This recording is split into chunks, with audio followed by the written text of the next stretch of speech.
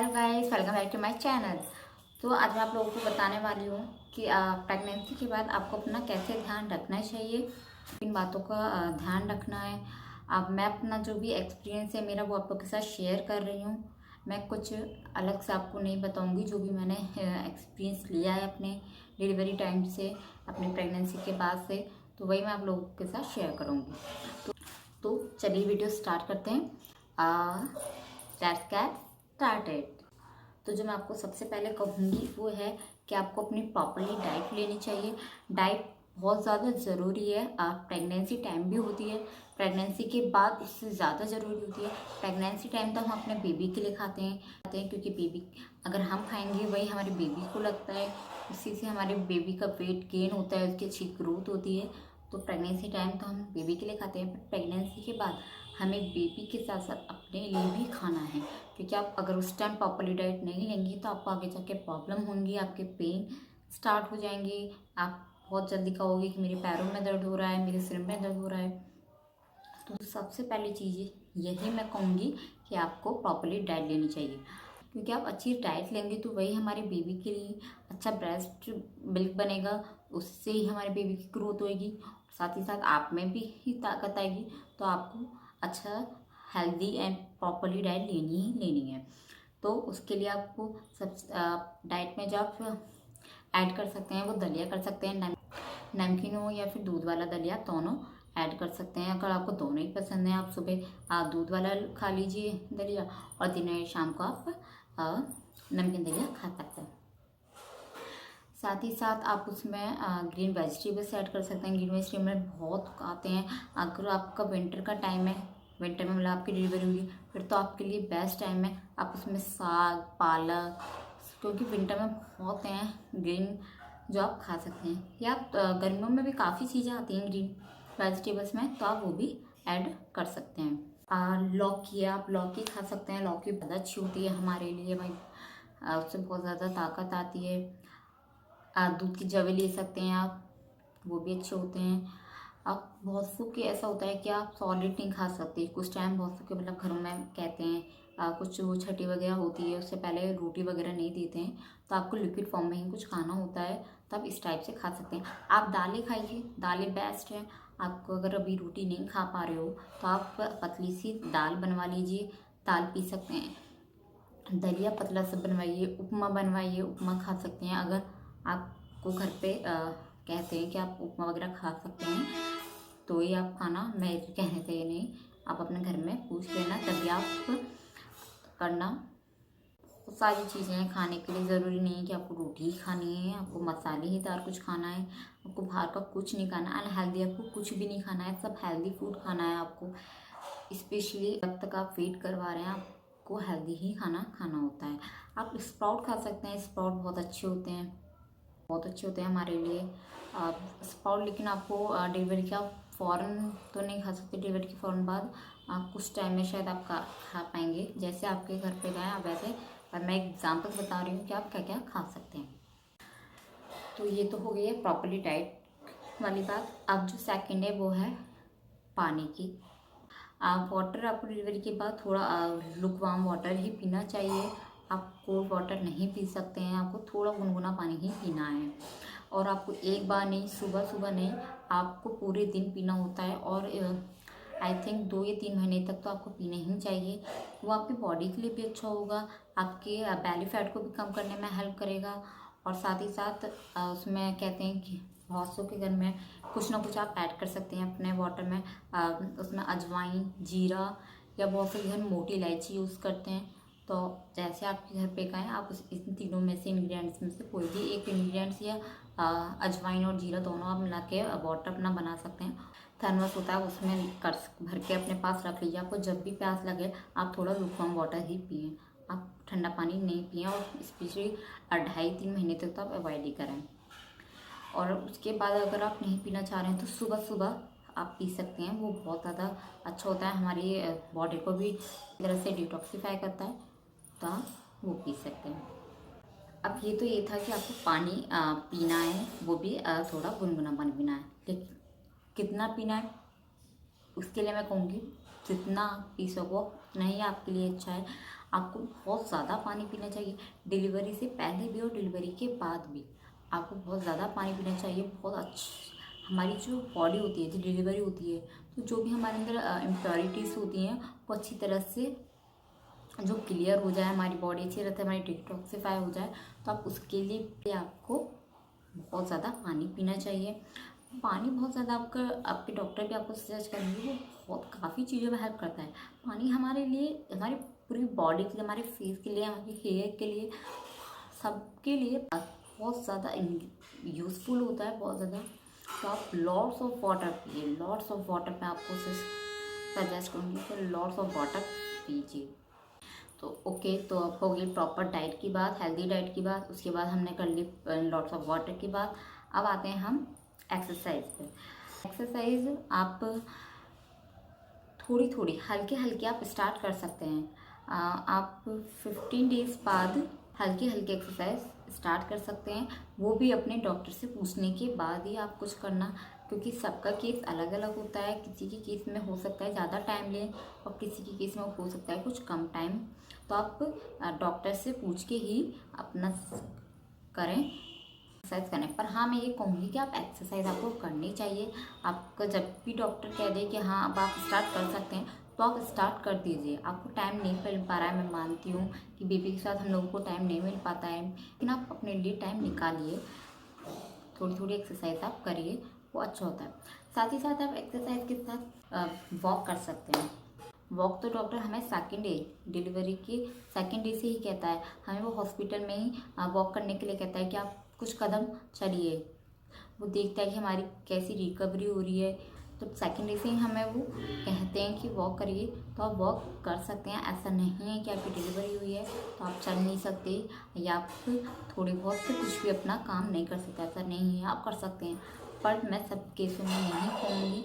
आप अपने डॉक्टर से बात करिए। अगर आपका केस बिल्कुल नॉर्मल है, सही है, तो कोई प्रॉब्लम नहीं है, आप वॉक भी कर सकते हैं। और 15 से 20 डेज बाद आप एक्सरसाइज भी हल्की हल्की स्टार्ट कर सकते हैं। ऐसा नहीं कि आप एक साथ ही जंप करने लगें या फिर रस्सी कूदने लगें, ऐसी एक्सरसाइज नहीं। बहुत हल्के हल्के आपको एक्सरसाइज स्टार्ट करनी चाहिए, धीरे धीरे आपको फिर करनी चाहिए। और 3 मंथ बाद मेरा मानना जो है, जो मेरे डॉक्टर का मानना था, वो ये था कि आप 3 मंथ बाद कोई भी एक्सरसाइज कर सकते हैं। तो आप 3 मंथ बाद कर सकते हैं। योगा कर सकते हैं आप 3 महीने बाद। आई थिंक 2 मंथ बाद भी आप योगा कर सकते हैं। पर मैं फिर कहूँगी कि अपने डॉक्टर से पूछें तभी आप कुछ करें। मैं सिर्फ आपको एग्जांपल्स बता रही हूँ, लेकिन आप सारा अपना जो भी आप कुछ अगर कोई भी स्टेप ले रहे हैं तो अपने बिना डॉक्टर से पूछे प्लीज़ मत करना। वो आपके लिए और आपकी बेबी के शायद अच्छा ना हो, तो इसलिए आप डॉक्टर से ही आप राय लें। तो नेक्स्ट है, आपने सुना होगा, आपके घर में जो बड़े हैं वो भी, उन्होंने भी कहा होगा कि आप अपने सर को कवर करके रहें डिलीवरी के बाद। तो हाँ, आपको अपना सर कवर करके रहना चाहिए, क्योंकि उस टाइम आपकी जब डिलीवरी होती है तो आपकी बॉडी जो है वो वीक हो जाती है। तो ज़रूरी है कि आपको अपने सर को कवर करना है, क्योंकि आपकी बॉडी को हीट चाहिए होती है उस टाइम, क्योंकि बहुत ज़्यादा वीक हो जाती है। आपकी जब डिलीवरी हो रही होगी आपको तभी पता लग जाए कि आपको कितना वीकनेस फील हो रही है। तो आपको अपने हेड को कवर करके रखना चाहिए कुछ टाइम तक। तो मैं कहूँगी कि हाँ, कवर करें। एक्चुअली मैं सही बताऊँ तो मेरा समर का टाइम था और समर में मेरा बेबी हुआ था, तो मैं ज़्यादा दिन कवर नहीं कर पाई थी अपने हेड को। मैंने साइड में रख दिया कि अब मुझ पर नहीं होगा। तो जैसे सब बड़े कहते हैं तो मैं यही कहूँगी करना चाहिए। मैंने नहीं किया था, मैंने तो नहीं कर पाई थी, पर करना चाहिए। अगर आपको विंटर में डिलीवरी हुई है तो फिर तो आपके लिए बहुत ही ज़्यादा अच्छा है। विंटर में तो आप कैप पहन लीजिए, कोई ज़रूरत ही नहीं है कुछ कपड़ा वपड़ा बांधने की। कैप पहनिए, अच्छी तरह से सर कवर हो जाएगा। अब नेक्स्ट है body massage. Doctor I think 1 month बाद सी सेक्शन में 1 मंथ बाद कह देते हैं, और नॉर्मल में आई थिंक 15 डेज बाद डॉक्टर कह देते हैं कि मसाज करा सकते हैं। आप जैसे भी आपका जब डॉक्टर कहे कि आप मसाज करवा सकते हैं तो आप मसाज ज़रूर करवाएं। मसाज बहुत ज़्यादा ज़रूरी है डिलीवरी के बाद, अपनी भी और आपके बेबी के लिए भी। तो जैसे तो हमारी बॉडी जो है डिलीवरी के टाइम वीक हो जाती है, बहुत से को चक्कर आ जाते हैं जब भी वो उठने की कोशिश करते हैं, काफ़ी वीकनेस आ जाती है। तो इसलिए आपको मसाज जरूर करवानी चाहिए, क्योंकि मसाज से हमें स्ट्रेंथ मिलती है, ताकत आती है मसाज से। जिस दिन आप मसाज करेंगे उस दिन आप अपने में एक अलग ही देखेंगे कि आप बहुत ज़्यादा एक्टिव फील कर रहे हैं कंपेयर टू अदर डे। तो वो आप देखेंगे कि बहुत एक्टिव लग रहे हो आप, थोड़ी आप में ताकत आ रही है, आपकी हिम्मत हो रही है कि आप कुछ करवा पा रहे हो। और हमारी जो कहीं पेन होता है, जो थोड़ा बहुत हमारे पैरों में या कमर में पेन रह जाता है, तो उसमें भी हमें बहुत ज़्यादा आराम मिलता है, पेन में भी। तो मसाज ज़रूरी है, तो आप मसाज ज़रूर करवाएं जब भी आपका डॉक्टर जब भी आपका डॉक्टर कह दे कि अब आप करवा सकते हैं, तो आप मसाज ज़रूर कराएं। अब नेक्स्ट है सप्लीमेंट्स की। अगर आपके डॉक्टर ने आपसे नहीं आयरन कैल्शियम कोई भी अगर नहीं कहा है, तो आप एक बार डॉक्टर से अपने आप से खुद ज़रूर पूछ लें कि मुझे कोई दवाई तो नहीं लेनी है, या कैल्शियम है, आयरन है, इनमें से आपको कुछ लेना तो नहीं है। क्योंकि ज़्यादातर मैक्सिमम क्या शायद सभी कहते हैं आपको, डिलीवरी के बाद सभी डॉक्टर सप्लीमेंट देते हैं, कैल्शियम और आयरन मैक्सिमम ज़्यादातर यही दो सजेस्ट करते हैं। और किसी को और भी कोई ज़रूरत हो सप्लीमेंट की तो वो भी देते हैं। तो आप एक बार अपने डॉक्टर से ज़रूर पूछ लें, अगर आपको कुछ दवाई नहीं दी है तो आप डॉक्टर से एक बार ज़रूर पूछ लें कि आपको कुछ टैबलेट्स खाने हैं या नहीं खाने हैं। साथ ही साथ मैं आपसे कहूँगी कि आप अपने लिए भी ज़रूर टाइम निकालें। मैं मानती हूँ कि डिलीवरी के बाद बहुत ज़्यादा बिजी हो जाती है लाइफ हमारी, साथ ही बिल्कुल चेंज हो जाती है। क्योंकि कहाँ तो हम बिल्कुल फ्री रहते हैं, पूरे दिन रहते थे मतलब, और डिलीवरी के पास हमारे पास एक बेबी आ जाता है और हम उसमें पूरे दिन बिजी हो जाते हैं। हमें अच्छा लगता है बहुत ज़्यादा बेबी का करने का, लेकिन कहीं ना कहीं हम कभी कभी फ्रस्ट्रेट हो जाते हैं, डिप्रेस हो जाते हैं। तो इस वजह से तो इसलिए मैं कहूँगी कि आप अपना ये भी थोड़ा टाइम निकाला करें। आपके घर में और मेंबर्स हैं, आपके दोस्त हैं, थोड़ी सी देर आप उनको देख के अपने लिए टाइम निकाल सकते हैं। आपके लिए रेस्ट बहुत ज़्यादा ज़रूरी है, आप रेस्ट ज़रूर लें। डिलीवरी के बाद बहुत ज़्यादा ज़रूरी होता है रेस्ट लेना। 1 मंथ 1.5 मंथ तक तो हमें आराम करना ही होता है, तो आप ज़रूर करें। अगर आप उनकी हेल्प लेंगी तो आपको अच्छा लगेगा, आपको अपने लिए भी थोड़ा सा टाइम मिल पाएगा और आप थोड़ा सा रेस्ट कर पाएंगी। अब नेक्स्ट है कि आपको मैंडेटरी बेल्ट पहननी चाहिए। आई थिंक आपको 2 या 3 मंथ्स तक तो आपको मैंडेटरी बेल्ट पहननी चाहिए। मैं नहीं पहन पाई ज़्यादा टाइम तक, क्योंकि मुझे बहुत आलस आता था उसे पहनने में, बहुत ज़्यादा झंझट लगता था पहनने में, मैं नहीं पहन पाई। पर पहननी चाहिए, क्योंकि एक तो हमारे जो स्ट्रेच होते हैं इससे कवर करने में हेल्प करती है बेल्ट। क्योंकि वो अच्छी तरह से जब उसे आप पहन लेंगी तो आपको ज़्यादा दर्द नहीं होगा उठने वगैरह में। आप जब आप लेटें या कुछ खाएं, आप जब मैंडेटरी बेल्ट नहीं पहने, उसके अलावा आपको पहननी चाहिए।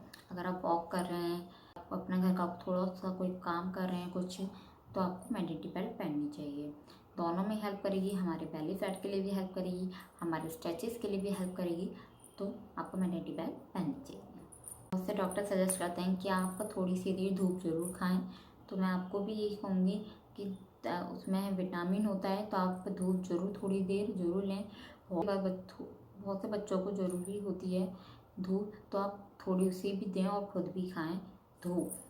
तो आप थोड़ी सी देर धूप में बैठा करें।